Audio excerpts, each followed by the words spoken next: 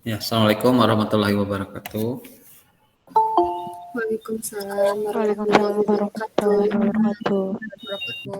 Warahmatullahi wabarakatuh. Ya, udah 28 orang, 30 orang sudah bergabung ya. Baik, kita mulai pertemuan hari ini.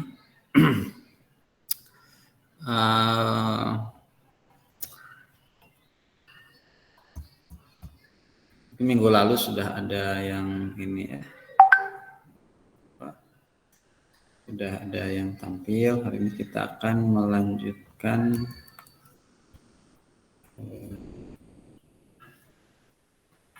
perkuliahan kita.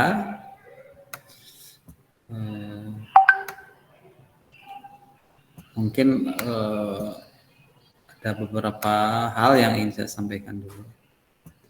Biar Anda juga tetap semangat kuliahnya ya.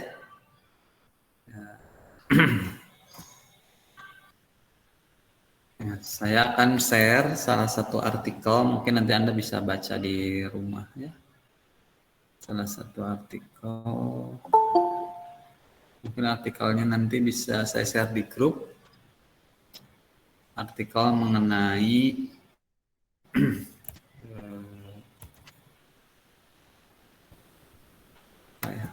sebentar, tentang kreatif proses. Jadi model dari kreatif proses. Jadi Anda bisa saya buka dulu ya. Sambil saya nunggu mungkin yang lain disiapkan dulu yang akan tampil.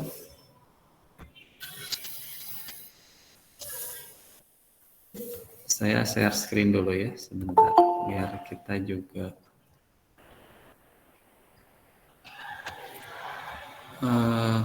jurnalnya bahasa Inggris, tapi Anda sekarang bisa, kalau nggak ngerti bisa ditranslate ya.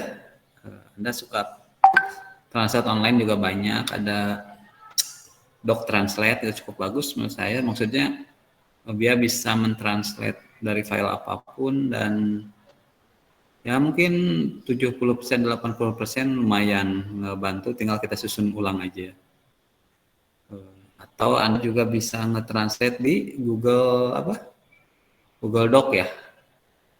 Dan Anda bisa buka Google Doc, filenya misalkan untuk Word ya, dibuka di Google Doc. Ya, biasanya kalau dalam PDF Anda bisa ubah dulu di PDF ke Word. PDF ke Word itu bisa aja dibuka di Word, buka Word, terus bisa insert ada teks, insert teks itu PDF aja langsung itu muncul jadi Word. Word-nya bisa kita copy di Google Doc. Di Google Doc ada tools untuk terjemahkan ke bahasa Indonesia, lumayan juga. Kan biasanya kalau nerjemahin jurnal jadi acak-acak bentuknya, tapi kalau di bentuknya ya, tapi kalau kontennya sih isinya diterjemahkan, tapi bentuknya jadi nggak kayak jurnal. Kalau di Google, di Doc Translator di Google, ya Anda cari di internet Doc Translator, tampilannya masih kayak jurnal gitu, tapi udah bahasa Indonesia dia nanti pas di downloadnya. Jadi untuk mempermudah Anda ini baca-baca. Nah, ada salah satu jurnal yang menarik, saya start dulu ya sebentar.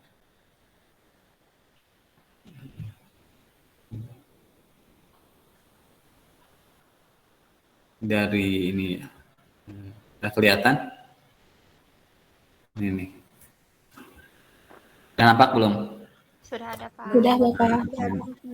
Ini dia tentang creativity research, jurnal Creativity Research Journal, nama jurnalnya. Ada Bapak. Ada ya.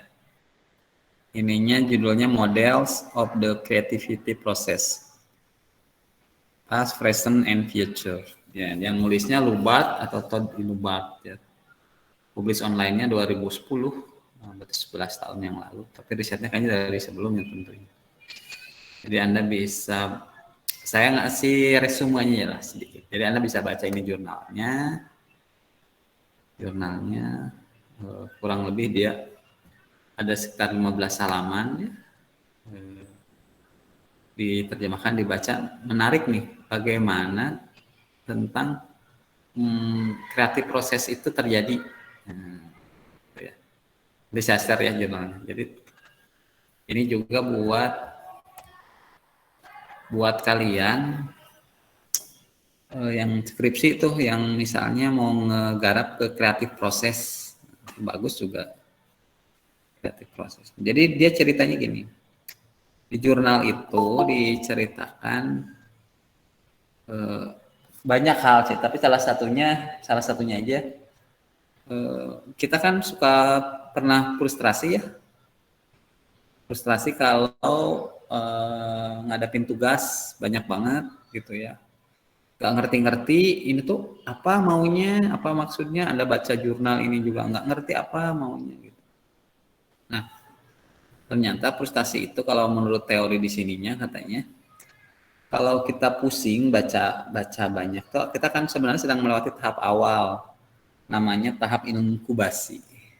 Di otak kita tuh namanya inkubasi atau pengeraman gitu ya, masa pengeraman. Jadi semua input yang ke otak kita sebanyak itu akan mengalami fase inkubasi. Nah, setiap orang itu pasti mengalami itu. Jadi kalau Anda yang tingkat 1 maupun tingkat akhir gitu ya, Anda sebetulnya selama kuliah itu mengalami fase-fase itu. Jadi kok inputnya banyak, materinya kok nggak ngerti, tapi tetap dibaca bolak-balik nggak ngerti-ngerti gitu ya. Nah, itu sebenarnya fase inkubasinya. Katanya kalau setelah melewati fase inkubasi itu kita bakal pusing, stres, nggak ngerti. Nah, tapi justru di situ tuh jangan berhenti katanya jurnal ini tuh. Karena nggak apa-apa, itu yang sedang bekerja itu otak sadar kita. Jadi otak sadar kita itu sedang dibanjiri informasi oleh kita. Justru kalau kita berhenti, kita tidak akan mengalami namanya proses inkubasi itu. Jadi banjiri aja otak kita terus sama informasi, baca terus aja. Gak ngerti nggak apa-apa, baca sampai pada titik Anda menyerah, frustasi itu. Udah jenuh, udah capek, udah pusing. Nah, disitulah Anda harus berhenti. Nah, itu yang sedang bekerjanya otak sadar Anda. Setelah itu katanya, tinggalkan dulu pekerjaan itu, ya, berlibur, main, gitu ya, refreshing, gitu ya, tidur, istirahat, tinggalkan aja, lupakan masalah itu. Walaupun kita nggak ngerti. Nah, ketika kita refreshing katanya, otak sadar kita refreshing, otak bawah sadar kita menurut riset itu bekerja. Dia mengelaborasi semua informasi kita. Makanya setelah beres beres libur, refreshing, istirahat, saat kita balik lagi katanya menekuni itu, biasanya disitulah pemahaman mulai muncul. Nah, karena otak bawah sadar kita sudah bekerja. Nah, itulah yang disebut dengan fase iluminasi. Jadi ada pencerahan. Nah, untuk menemukan pencerahan ini tuh nggak akan terjadi kalau pertama informasi yang masuk ke kita itu sedikit. Jadi baru baca dikit, berhenti gitu ya. Banjiri aja otak kita sebanyak mungkin oleh informasi.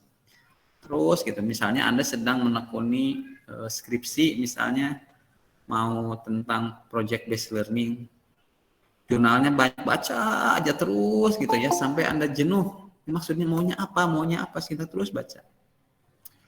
Gitu. Nah, jurnal itu tuh menarik yang barusan. Ternyata otak kita itu gitu ya, otak kita itu bukan hanya otak sadar aja, ada otak bawah sadar yang nanti dia juga memproses ketika kita sedang istirahat.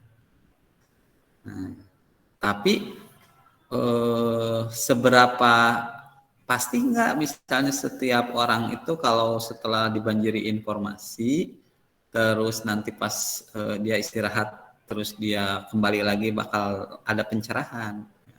Nah, itu nggak ada istilah jaminan pasti, tetapi prosesnya kayak gitu. Nah, biar kita pasti itu terjadi, stepnya harus ditempuh. Informasinya banyak gitu ya, step fokus gitu sampai jenuh gitu. Jadi bukan kayak baca satu frustasi gitu ya, istirahat, main, baca sejam, mainnya 2 jam, nah enggak gitu maksudnya ya. Bacanya 2 hari, seminggu ditinggalkan, nah enggak gitu. Jadi prosesnya Anda baca, weekend Anda istirahat, liburan main gitu ya. Pas nanti baca lagi, insya Allah ada hal-hal baru. Itu jurnal, menurut jurnal itu ya. Dan saya juga beberapa kali merasakan itu. Jadi banyak banget informasi yang diserap, gitu. Nggak ngerti, bolak-balik baca. Pada satu titik kita jadi paham, oh maunya ini, maksudnya itu. Jadi Anda harus semangat untuk apa ya? Untuk ini,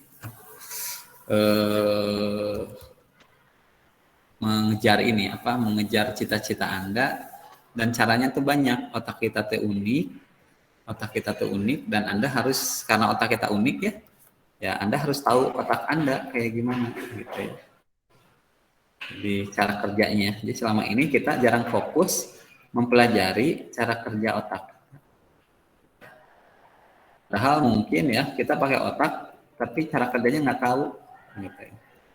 Dikit-dikit nyerah gitu, nah nggak kayak gitu. Otak kita tuh ya ready dibanjiri sebanyak apapun sampai jenuh. Lalu setelah jenuh kita bisa memanfaatkan fase otak bawah sadar kita gitu ya. Nah, satu lagi barangkali ya.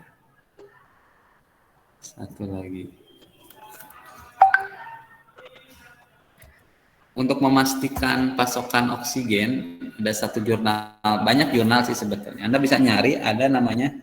Mungkin kalau Anda suka di organisasi pernah mendengar untuk mengisi otak kita oleh oksigen itu mengenal istilah 478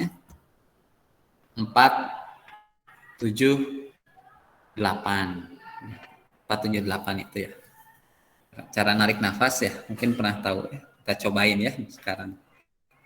Jadi 478 tuh ya. Yang pertama kosongkan dulu si paru-paru kita, dilepas. Terus narik nafas selama 4 detik lewat hidung. Tahan nafas selama 7 detik. Ya, hitung aja di hati 7 detik. Terus lepaskan udara dari mulut dan hidung selama 8 detik. Namanya 478. Nah, kita coba ya. Oke, kita coba. Saya nggak ikut, saya ngitung aja. Jadi jangan sampai Anda belum apa-apa udah ngantuk. Nah, kita banjiri otak kita dengan oksigen. Kita mulai ya. 478, kita mulai dari 4 dulu. Anda lepas dulu napasnya. Itu, terus Anda tarik napas 4 detik. 1, 2, 3, 4. Tahan 7 detik. 1, 2, 3, 4, 5, 6, 7. Dilepas. Lepas 8 detik. 3, 4, 5, 6, 7, 8. Nah, katanya Anda bisa melakukan berulang-ulang. Itu kalau Anda ngantuk, Anda jenuh. Dan itu juga relaksasi kalau Anda susah tidur. Jadi kalau susah tidur, Anda bisa pakai 478 itu adalah salah satu teknik yoga untuk membanjiri otak kita oksigen, kita lebih segar, lebih rileks. Biasanya oleh orang yang yoga itu sambil duduk ini nih ya. Nah, terus dia duduk, lakukan itu terus berulang-ulang dan itu tuh bisa rileks katanya. Sampai muncul jurnalnya banyak, Anda cari deh. Banyak jurnal-jurnal 478 itu. Menarik lah, biar Anda tuh otak kita itu kan selama 4 tahun ini tuh dijejali banyak hal, tapi kita maintenance nggak pernah di maintenance otaknya, di maintenance itu malah salah, dijejali otak kita oleh materi, terus Anda pakai nonton, pakai gitu ya, dipakai misalnya kegiatan lain, tapi istirahatnya misalnya kurang, oksigennya kurang. Oke ya, mudah-mudahan saya segar. Nanti Anda lakukan sepanjang itu aja kalau misalkan agak ngantuk gitu, plus permen misalnya ya, gitu ya. Makan 9 boleh lah. Oke, silakan yang mau tampil. Baik Bapak, izin share screen. Ya.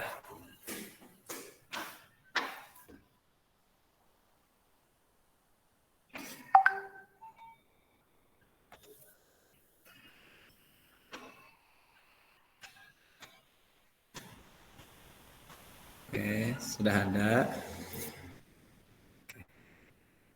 Ya, silakan.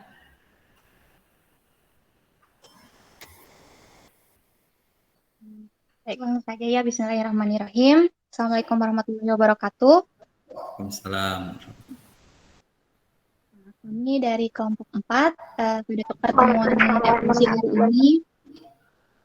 Pada pertemuan evolusi ini kami akan membahas mengenai evolusi dari invertebrata hingga ke protovertebrata. Nah, selanjutnya. Nah, kelompok 4 ini kami terdiri dari 4 orang mahasiswi, yaitu saya sendiri, Lingga Nurma Mukarumah, yang bertugas sebagai moderator sekaligus pemateri 1. Lalu ada Aulia Nurjanwarti yang bertugas sebagai pemateri 2, Syifa Marani Hikam sebagai pemateri 3, dan Lamia Putri sebagai pemateri 4. Selanjutnya, nah, di sini kami mencantumkan ayat Al-Quran dari Quran Surat Al-Ankabut yang berkaitan dengan materi yang akan kami bahas hari ini. Yang berbunyi, A'udzubillahi minasyaitonirrajim, Bismillahirrahmanirrahim. Wasiru fil ardi fanzuru kaifa bada al-khalq. Tsummallahu yunshi'un mas'alata wa akhiru innallaha ala kulli syai'in qadir. Yang artinya, katakanlah, berjalanlah di bumi, maka perhatikanlah bagaimana Allah memulai penciptaan makhluk. Kemudian Allah menjadikan kejadian yang akhir. Sungguh Allah Maha Kuasa atas segala sesuatu. Nah, jadi kita dapat menyimpulkan bahwa Allah dalam Al-Quran saja Allah sudah memerintahkan kita semua untuk mempelajari bagaimana evolusi terjadi pada makhluk hidup. Di sini ada pada kata-kata maka perhatikanlah bagaimana Allah memulai penciptaan makhluk, kemudian Allah menjadikan kejadian yang akhir. Karena hakikatnya ya, kalau misalkan kita belajar juga menuntut ilmu itu merupakan sebuah ibadah ya.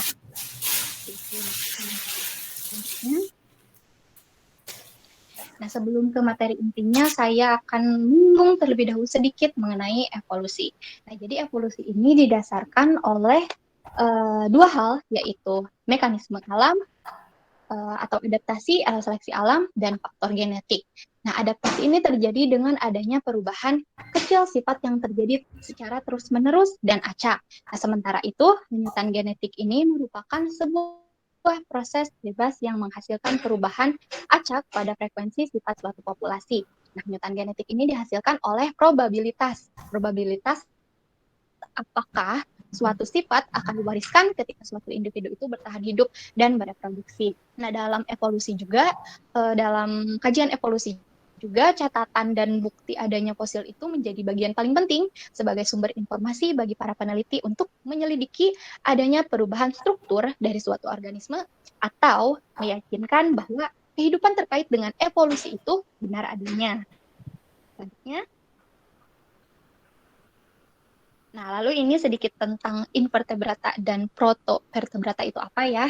Jadi kita sudah tahu ya, invertebrata itu apa, yaitu makhluk hidup yang tidak memiliki tulang belakang. Sedangkan provertebrata ini menurut para ahli itu diyakini sebagai nenek moyang dari vertebrata yang kita kenal sekarang. Nah, invertebrata ini tumbuh jauh sebelum vertebrata, dan hidupnya itu hidup yang sejak lama telah membuktikan seberapa baik invertebrata ini beradaptasi terhadap lingkungannya. Nah, evolusi terkait invertebrata ke protovertebrata ini memiliki cukup banyak adanya perubahan struktural dan fungsional yang berkembang. Nah, hal tersebut tidak dapat dipungkiri. Dengan adanya perkembangan itu, maka dapat memunculkan karakteristik atau sifat baru terhadap organisme yang berkembang tersebut. Selanjutnya.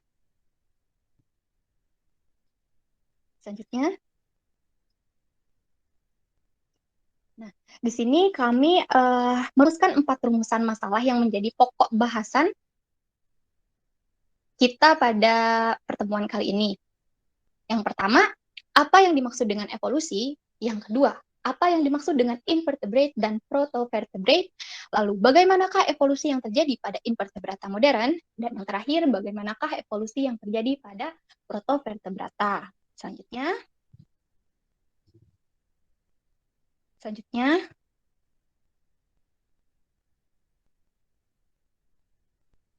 Halo, next. Nah, selanjutnya ini slide mengenai yang pertama ya, bahasan yang pertama, yaitu apa yang dimaksud dengan evolusi. Selanjutnya.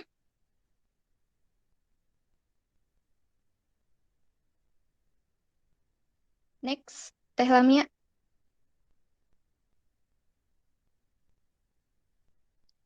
Halo? Lamia, kemana Lamia? Ya Bapak tadi muncul nggak? Soalnya tadi udah di next. Muncul Next, tapi Daling. nggak connect, Mi. Ini muncul Udah tapi aku next bentar ya, coba stop sharing dulu. Stop dulu screen-nya.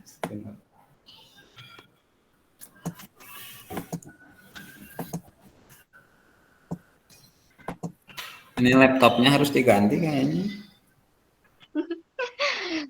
Iya, Mi, ganti, Mi. Belum Beli baru, Mi. Amin, Mi, amin. bentar.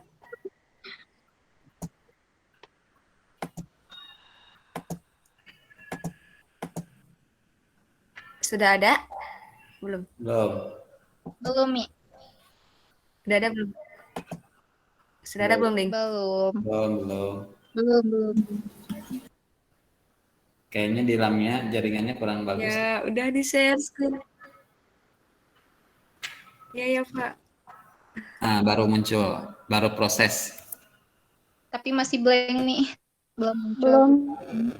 Nah, sip. Nah, udah ada. Di aku udah itu, udah. Ya udah ada, Mi, udah. Oke. Sip. Oke, lanjut ya. Tadi bahasan selanjutnya itu mengenai rumusan masalah yang berbunyi apa yang dimaksud dengan evolusi. Tadi sudah disinggung ya, sempat disinggung sebelumnya sedikit mengenai evolusi itu apa. Nah, perlu kalian ketahui juga sebenarnya gagasan evolusi ini pertama kali itu bukan diperkenalkan oleh Charles Darwin, karena yang terkenal itu teori dari Charles Darwin ya. Nah, tetapi evolusi ini pertama kali dikemukakan oleh ahli yang berasal dari Yunani kuno. Nah, di sini kami juga mencantumkan 3 pendapat mengenai definisi dari evolusi yang kami kutip dari 3 sumber yang berbeda. Nah, yang pertama evolusi yang didefinisikan oleh Stonehenge pada tahun 1973. Nah, beliau mendefinisikan evolusi sebagai penurunan sifat melalui modifikasi. Sedangkan Lasker pada tahun 1976 merumuskan evolusi sebagai perubahan dalam pengayaan sifat keturunan dengan modifikasi yang berkelanjutan melalui tahapan waktu. Kalau yang terakhir ini kami kutip dari buku Campbell pada tahun 2003. Buku tersebut mengartikan evolusi sebagai suatu proses yang telah mengubah bentuk kehidupan di atas bumi sejak bentuknya yang paling awal sampai membentuk keanekaragaman yang sangat luas seperti yang ditemukan sekarang ini. Selanjutnya, nah, sejarah perkembangan evolusi menurut para ahli. Ini kami mengutip dari beberapa ahli ya berdasarkan timeline gitu. Yang pertama, Plato pada tahun 427 sampai 327 sebelum Masehi. Nah, Plato ini menyatakan bahwa dirinya itu percaya pada dunia, yakni dunia itu ada 2, yaitu dunia ideal dan abadi, serta dunia maya atau khayal yang tidak sempurna. Nah, kedua dunia tersebut dapat dipahami dengan menggunakan indera manusia. Beliau juga mengatakan bahwa dikatakan evolusi jika akan mengubah dunia yang organismenya sudah ideal dan beradaptasi sempurna dengan lingkungan. Selanjutnya ditemukan oleh Aristoteles pada sekitar 384 sampai 322 sebelum Masehi. Nah, Aristoteles ini membahas bahwa semua bentuk kehidupan itu disusun menurut suatu skala atau tangga yang kompleksitasnya meningkat ke atas. Menurutnya, setiap bentuk kehidupan makhluk hidup itu mempunyai suatu tangga dengan anak tangga masing-masing yang ada pada tingkatan yang berbeda. Jadi ini berkaitan dengan yang kita kenal sebagai taksonomi ya. Selanjutnya, nah di sini ada pendapat dari Jean Baptiste de Lamarck, yaitu pada tahun 1744 sampai 1829.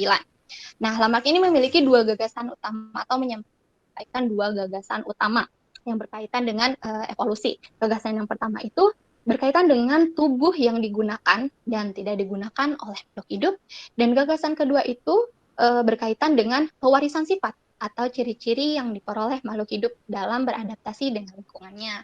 Nah, ini nih baru ada pendapat dari Charles Robert Darwin yaitu pada tahun 1809 sampai 1882. Nah, Darwin ini jadi melalui proses seleksi alam yang kita ketahui ya, terkenal dengan teorinya itu seleksi alam. Dan makhluk hidup yang mampu menyesuaikan diri dengan alam dapat bertahan hidup dan sebaliknya. Jadi makhluk hidup yang tidak dapat beradaptasi dengan lingkungannya itu tidak dapat bertahan hidup atau mati. Selanjutnya, nah di sini ada pendapat dari Alfred Russel Wallace pada tahun 1823 sampai 1913. Nah, teori evolusi dari Russel Wallace ini merupakan beliau itu mengembangkan teori dari seleksi alam yang dikembangkan oleh Charles Darwin. Nah, pemikiran Russel Wallace ini didapat dari ekspedisi di Malaysia, Borneo, Sulawesi, dan Maluku. Nah, selanjutnya ini pendapat dari August Weismann. August Weismann itu berpendapat bahwa perubahan sel-sel tubuh akibat pengaruh lingkungan tidak diwariskan pada keturunannya. Evolusi menyangkut pewarisan gen-gen lewat sel-sel kelamin. Ini bermakna jika evolusi berkaitan dengan gejala seleksi alam pada faktor-faktor genetik. Jadi pewarisan sifat itu tidak ditemukan dari sel-sel somatik ya, akan tetapi dari sel-sel genom atau sel-sel kelamin. Nah, ini selanjutnya ada definisi evolusi pada era modern. Nah, setelah teori genetik dikembangkan dalam era modern ini, evolusi kini sering dilihat sebagai perubahan-perubahan dalam frekuensi gen antara populasi leluhur dengan populasi keturunannya. Nah, meskipun diakui sangat mustahil bagi kita untuk secara langsung mengukur perubahan-perubahan kuantitatif antara kedua hal tersebut. Bahasan selanjutnya mengenai rumusan masalah yang kedua ya, apa yang dimaksud dengan invertebrata dan protovertebrata. Selanjutnya, tadi ini juga sudah disinggung sebenarnya secara singkat di awal mengenai definisi dari invertebrata dan protovertebrata. Nah, jadi invertebrata ini merupakan kelompok hewan yang tidak memiliki tulang belakang. Nah, invertebrata ini beradaptasi dengan sangat bervariasi. Jadi, hewan-hewan invertebrata akan menghasilkan Nah, spesies lapisan ganda, Emmental sutra, duri-duri yang berputar, lusidan kaki yang berbuku, atau tentakel yang ditutupi dengan mangkok penghisap. Nah, ini dikutip dari Rahmadina pada tahun 2019. Selanjutnya, nah ini definisi dari protovertebrata.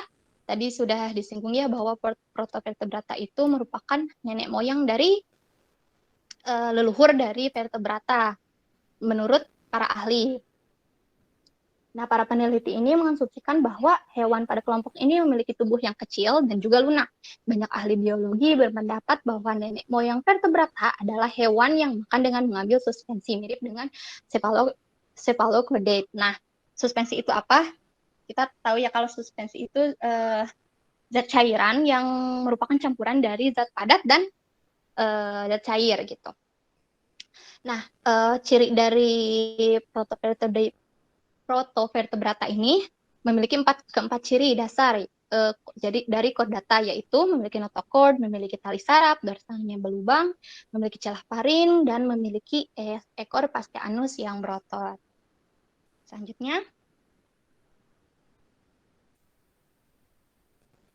Selanjutnya, nah selanjutnya ini penjelasan mengenai evolusi invertebrata modern akan disampaikan oleh rekan saya kepada pemateri 2, Aulia Nurjanuarti, disilahkan.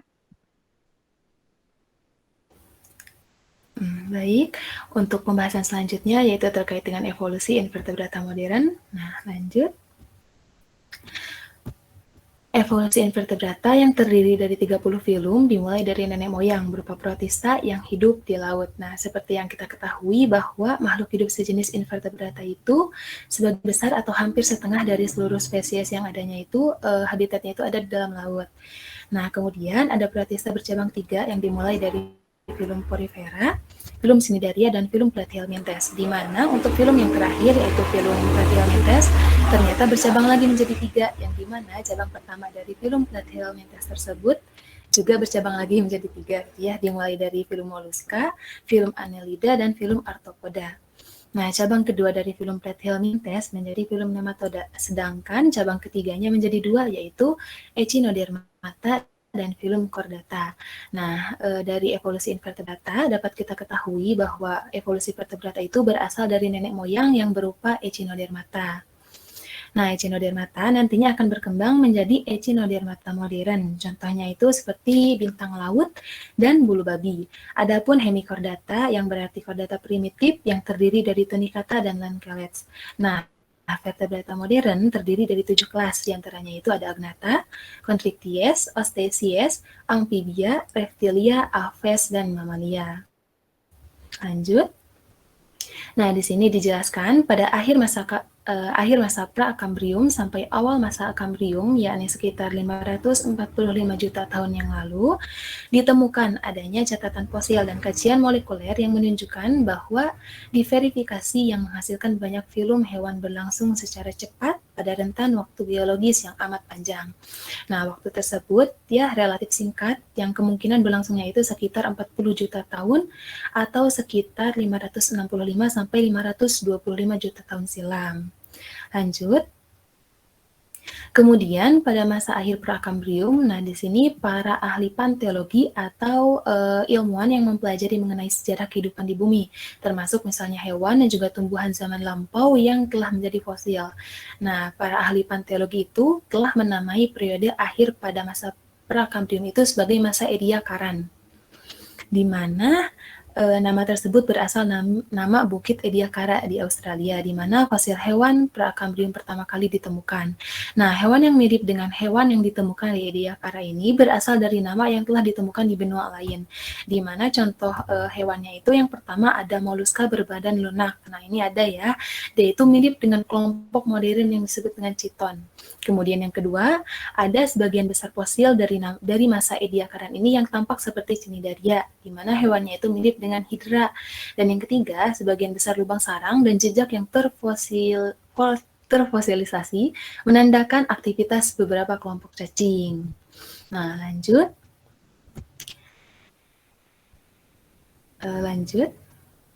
Nah, oke.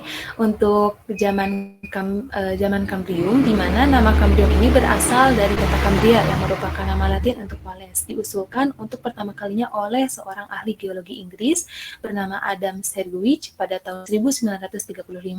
Sistem Kambrium ini merupakan sistem yang tertua yang mengandung banyak fosil terletak tidak selaras di atas sistem pra-Kambrium yang kebanyakan terdiri dari batuan metamorf. Nah, batuan metamorf ini merupakan salah satu kumpulan utama batuan yang merupakan hasil transformasi atau ubahan dari suatu tipe batuan yang telah hadir sebelumnya. Misalkan protolit gitu ya, di mana itu ditunjang oleh suatu proses yang disebut dengan metamorfisme yang berfaedah atau yang lebih kita kenal sebagai perubahan bentuk. Nah, kemudian di sini ada ledakan Kambrium. Pada ledakan Kambrium, hampir semua bangun tubuh hewan utama tampak pada batuan Kambrium yang telah berusia 545 sampai 525 juta tahun silam. Nah, selama rentan waktu yang relatif pendek ini, ledakan kemunculan hewan yang disebut dengan Kambrium atau Cambrian explosion meninggalkan suatu kumpulan fosil yang mencakup hewan pertama dengan rangka yang keras dan bermineral, di mana berdasarkan adanya fosil yang dikumpulkan dari Burgessel di British Columbia atau Kanada, perbedaan taksonomi mengenai fauna di masa Kambrium terpusat pada apakah ia termasuk sebagai besar filum yang telah punah atau filum yang sebagian besarnya itu terdiri atas variasi-variasi pada tema anatomis filum modern. Nah, pada skala waktu geologis, hewan menjadi beraneka ragam sedemikian cepatnya sehingga sangat sulit memilih urutan percabangan filogeni hewan dari catatan fosil tersebut. Nah, lanjut.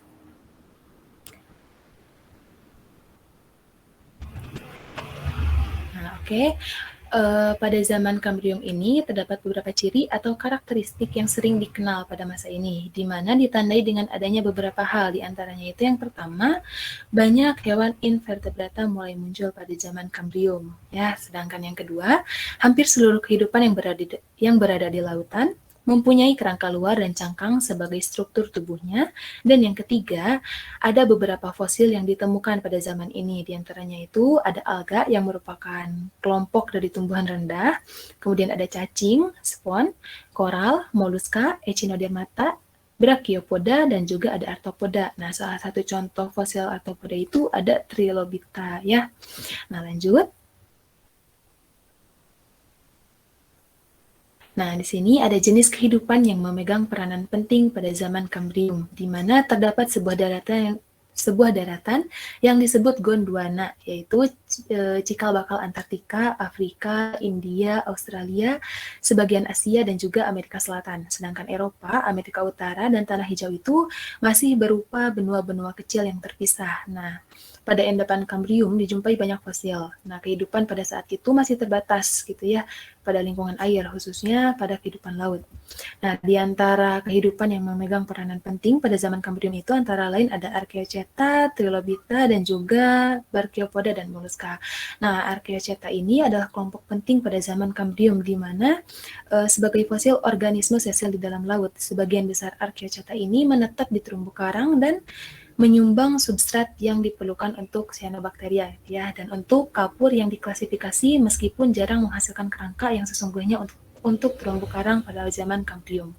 Kemudian di sini untuk lebih detailnya itu dijelaskan bahwa Archaeoceta ini merupakan salah satu golongan yang termasuk dalam filum Porifera hidup dalam lingkungan laut. Hidupnya tidak membentuk koloni yang cukup besar yang merupakan pembentuk endapan gamping yang cukup tebal, terutama khas untuk zaman Kambrium. Nah, yang kedua, fosil dari jenis ini banyak dijumpai di California, New York, Quebec, Labrador, Newfoundland, Siberia, Tiongkok, Sardinia, Spanyol, Australia, dan Antartika.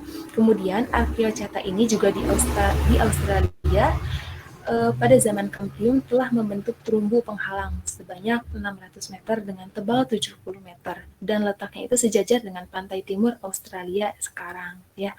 Sekian dari saya. Untuk materi selanjutnya akan disampaikan oleh Syifa Maharani Hikam.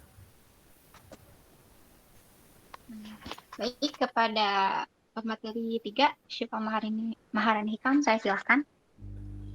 Terima kasih Teh Linda sebagai moderator sudah mempersilahkan saya. Di sini saya melanjutkan materi dari Teh Aulia ya tentang jenis kehidupan yang berperan penting. Yang kedua itu ada Trilobita. Trilobita ini merupakan film arthropoda. Suaranya kurang jelas, Iva. Sudah jelas belum? Sudah. Sudah. Jadi Trilobita ini adalah golongan hewan yang termasuk ke dalam filum arthropoda. Dia juga merupakan fosil petunjuk terpenting untuk zaman Kambrium. Perkembangannya sangat khas atas fosil ini. Kambrium ini dibagi menjadi 3 kala itu. Nah, Trilobita ini dia merupakan hewan yang pertama kali menunjukkan morfologi ruas, kaki, antena, dan mata. Dia juga tersebar luas di seluruh belahan bumi, dari Kanada, Rusia, Australia, hingga Afrika. Karena tersebar luas secara global, Trilobita dijadikan fosil indeks umur Paleozoikum yang hidup antara 252 hingga 541 juta tahun yang lalu. Trilobita memiliki setidaknya 16 famili. Nah, Trilobita juga dapat bertahan selama 289 juta tahun dan mampu bertahan pada 2 kepunahan massal atau katastrofe pada skala geologi. Dia bertahan pada kepunahan massal umur Ordovisian menyebabkan setengah spesies Trilobita mati dan kepunahan massal Devonian hanya menyisakan 4% spesies Trilobita. Namun akhirnya Trilobita ini benar-benar punah pada masa Permian yang membunuh hampir 96% makhluk hidup di dunia. Nah, di sini Kambrium itu dibagi menjadi 3. Kambrium bawah yang merupakan kehidupan yang masih bersifat kosmopolit, artinya binatang tersebut masih terdapat di mana-mana di dunia. Sedang Trilobita diwakili oleh Olenellus thomsoni, Batianotus colopiga, Eudiscus speciosus. Kambrium bawah tersusun dari kuarsit, graiweg, dan sabak yang tidak mengandung fosil yang mungkin sebagian diendapkan dalam lingkungan darat, sedang di bagian atas dijumpai fosil Obolela yang termasuk dalam filum Brachiopoda. Next.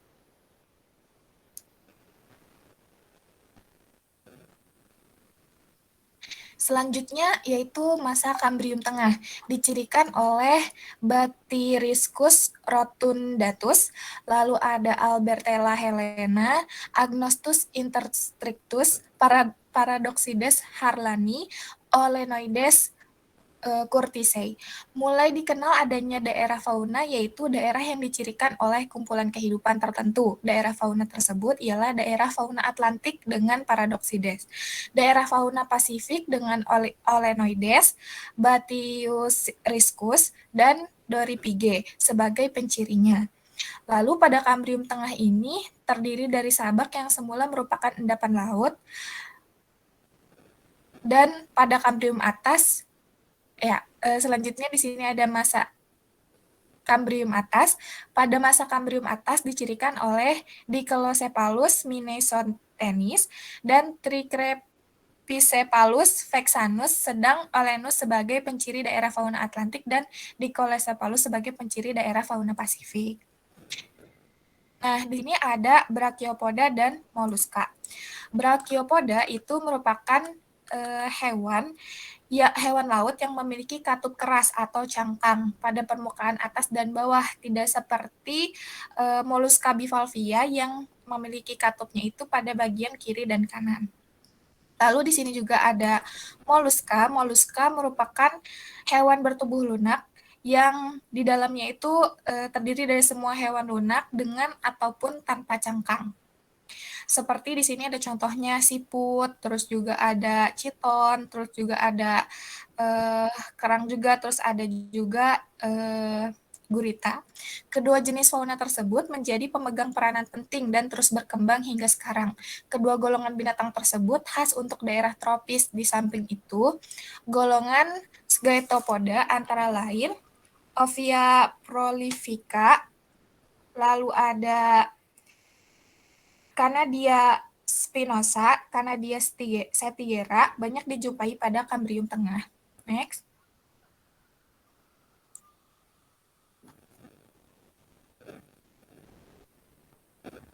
Selanjutnya Lamia.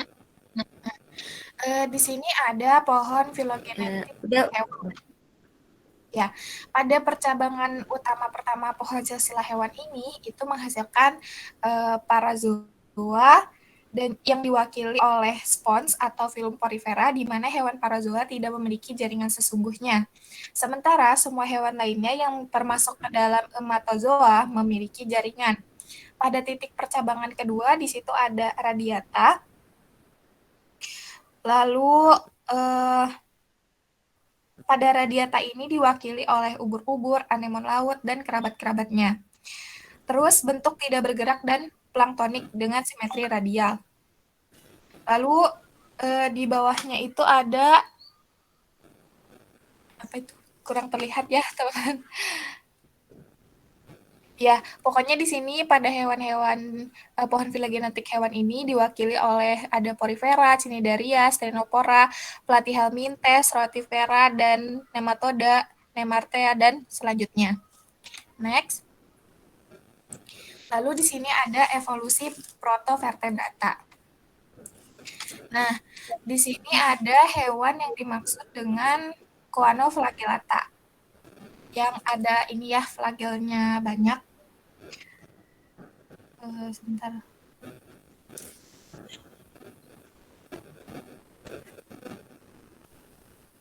Nah, organisme di atas yaitu merupakan protista brokoloni yang diyakini oleh banyak ahli zoologi berhubungan dengan nenek moyang hewan.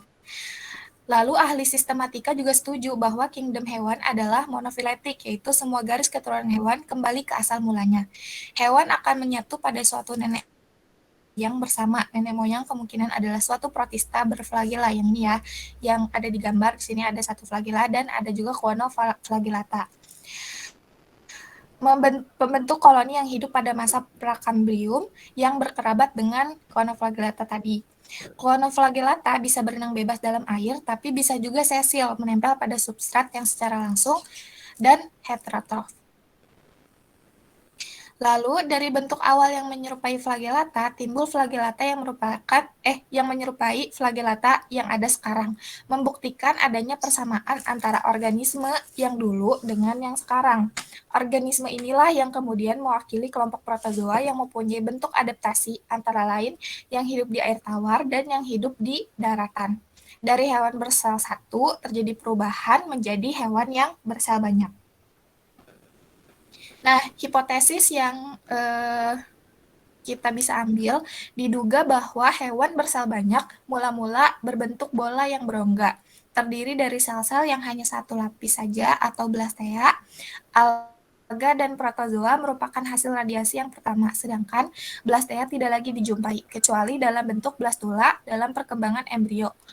Makhluk hidup bersel banyak. Bentuk blastea ini merupakan bentuk yang memungkinkan untuk berkembang lebih jauh, yaitu pada radiasi kedua dan ketiga. Cukup sekian dari saya serahkan kembali ke moderator. Baik, terima kasih kepada si Pameran Hikam atas pemaparannya. Selanjutnya, pembahasan selanjutnya akan dilanjutkan oleh pemateri 4 kepada Lamia Putri. Saya silahkan. Baik, apakah sudah terdengar suaranya? Sudah, Mi. Selanjutnya yaitu radiasi kedua. Nah, secara hipotesis perkembangan hewan dari bentuk blastea adalah dari tingkat blastula. Embrio hewan berkembang ke arah tingkat gastrula sehingga terjadi dua lapisan, yaitu lapisan dalam endoderma dan lapisan luar ektoderma. Seperti yang kita tahu ya bahwa pada proses pembentukan gastrula itu terjadi pembentukan 3 lapisan embrio atau 3 lapisan benih. Nah, yaitu ektoderma, mesoderma, dan endoderma. Nah, contoh hewan diploblastik yang kita jumpai sekarang adalah Porifera dan Coelenterata atau Cnidarian. Jadi untuk diploblastik itu berarti dia hanya pada tahap blastula, jadi hanya terbentuk 2 keping embrio, yaitu hipoblast dan epiblast. Nah, selanjutnya radiasi ketiga. Nah, tipe-tipe triploblast dapat digolongkan dalam 4 kelompok besar hewan. Radiasi ketiga ini terjadi menjadi 4 kelompok berikut ini. Nah, yang pertama, kelompok 1. Mesoderma membentuk benjolan yang kemudian meluas sehingga mengisi ruangan di antara ektoderma dan endoderma. Ruang yang terbentuk disebut xolom. Karena xolom berbentuk asalnya dari endoderma, maka disebut enteroselometa. Contohnya echinodermata dan chordata. Selanjutnya, kelompok kedua, mesoderma berasal dari ektoderma. Ektoderma melepaskan kelompok-kelompok sel dalam ruangan di antara endoderma dan ektoderma, sehingga mesodermanya kompak dan tidak dijumpai xolom. Hingga yang tidak memiliki xolom termasuk dalam asolomata atau tidak memiliki rongga. Contohnya cacing pipih dan cacing pita. Selanjutnya yaitu kelompok 3. Nah, mesodermanya itu terbentuk dari endoderma maupun ektoderma. Hanya saja setelah mesoderma terbentuk, maka terjadi celah yang kemudian berkembang menjadi xolom. Xolom tersebut dinamakan schizosol. Hewan yang memiliki schizosol disebut schizocelomata. Contohnya Annelida, moluska, dan arthropoda pada kelas krustase, insekta, dan laba-laba. Selanjutnya pada kelompok 4 atau kelompok terakhir yaitu mesoderma dibentuk oleh ektoderma, hanya saja mesoderma tak memenuhi ruangan seluruhnya, sehingga dengan demikian ruangan tidak dibatasi oleh mesoderma tetapi oleh ektoderma. Xolom tersebut dinamakan pseudosol atau xolom semu. Hewan yang memiliki pseudosol termasuk dalam pseudosolomata, contohnya rotifera dan cacing gilik atau nematoda. Nah, sehingga dapat disimpulkan bahwa terjadi perubahan bentuk dari diploblastik ke triploblastik. Terjadi juga perubahan bentuk simetrinya, yaitu dari simetri radial ke simetri bilateral. Nah, selanjutnya itu adalah evolusi chordata. Tadi sudah disinggung ya di awal mengenai evolusi vertebrata modern. Nah, awal evolusi chordata dapat dijumpai pada 2 makhluk primitif, yaitu Lancelet dan Tunicata. Lancelet menunjukkan sejumlah karakter chordata ketika dewasa, dan garis keturunannya bercabang dari dasar panfilogenik chordata. Ini menandakan bahwa nenek moyang chordata terlihat seperti Lancelet. Nah, banyak ahli biologi berpendapat bahwa nenek moyang vertebrata adalah hewan yang makan dengan mengambil suspensi, mirip dengan cephalochordata, dan memiliki keempat ciri dasar chordata yaitu notochord, tali saraf dorsal berlubang, celah paring, dan ekor pasca anus yang berotot. Nah, biasanya kita akan menemukan materi ini di zoologi vertebrata di awal-awal di pendahuluan, pasti akan dibahas dulu chordata sebelum kepada filum-filum yang lain. Nah, chordata ini dan vertebrata mungkin telah berevolusi dari leluhur makhluk hidup yang sama. Perubahan gen yang mengontrol perkembangan dapat mengubah waktu terjadinya perkembangan seperti pematangan gonad. Perubahan ini menyebabkan gonad matang pada fase larva sebelum metamorfosis. Nah, semua chordata memiliki serangkaian karakter turunan yang sama. Walaupun banyak spesies memiliki beberapa dari sifat-sifat ini hanya selama perkembangan embrionik. Jadi pada saat dewasa tidak menunjukkan adanya ciri-ciri ini, tapi pada saat embrionik rata-rata semua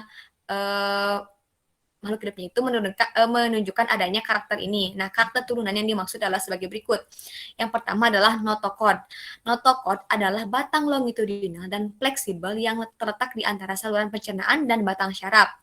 Notokod tersusun dari sel-sel besar yang tersusun atas cairan yang terbungkus dalam jaringan berserat yang cukup kaku. Notokod memberikan dukungan rangka di sepanjang tubuh chordata. Nah, di sini contohnya adalah struktur dari lancet branchiostoma, hewan dewasa hanya mempertahankan sisa notokod embrionik. Jadi pada saat ini hewan-hewan pada saat ini itu hanya mempertahankan sisa notokod embrioniknya saja. Pada manusia notokod tereduksi menjadi cakram bergelatin yang diapit di antara vertebra.